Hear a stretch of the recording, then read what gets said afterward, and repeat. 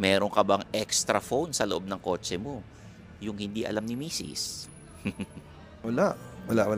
Isa lang yung phone ko ever since. Dati meron akong dalawang phone kasi may Sun tsaka Globe, di ba? Yung extra phone yung Sun, alam ni Mrs. Oo naman. Ano tayo, happily married for the past, ilang years na ba kami? 1991 kasi kami nag-asawa eh. Until now, one and only, walang iba. Extra phone, wala. Burner phone. Wala. Meron ka bang extra phone sa loob ng kotse mo? Ay, wala. Sigurado ka? Bakit? Bakit extra phone? Ginagamit yan ng mga, alam mo na, yung mga lalaking... Okay.